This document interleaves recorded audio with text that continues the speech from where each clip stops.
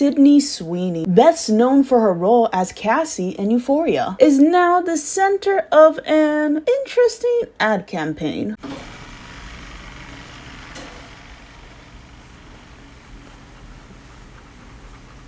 Sydney Sweeney has very keen.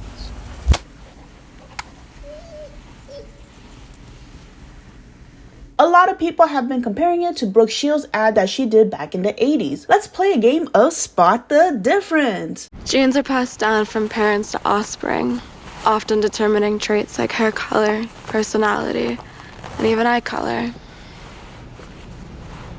My genes are blue.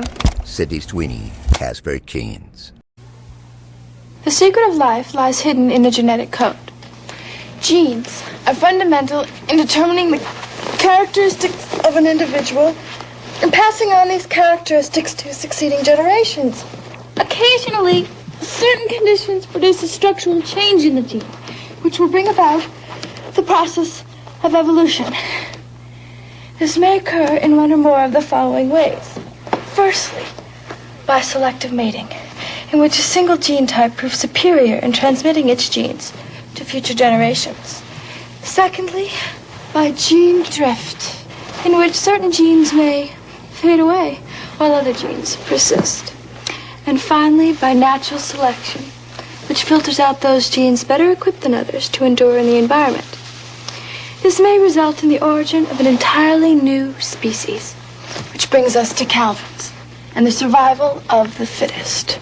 Calvin Klein genes. Both to me give off the same vibe, tone, and more or less sex appeal. Obviously, the main difference here is Sydney is 27 while Brooke was around 14 or 15 when she did that campaign. A lot of people have touched on the dark side of Sydney's campaign and how it is insinuating eugenics, specifically being white with blonde hair and blue eyes. Sydney Sweeney fatigue.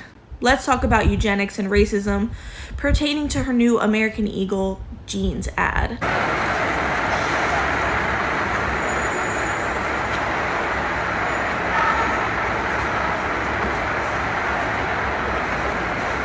I am available for the American Eagle jeans campaign shoot. Profile and hands, please.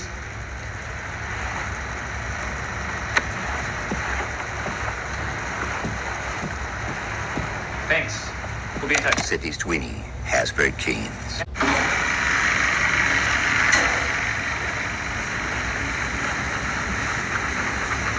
Sydney Sweeney has very keen. As it's panning up her body and on her face and her features, she's literally talking about her family tree and the genetics that have been handed down to her blonde hair and her blue eyes, and how great they are. Praising Sydney Sweeney for her great genes in the context of her white, blonde hair, blue eye appearance, it is one of the loudest and most obvious racialized dog whistles we've seen and heard in a while.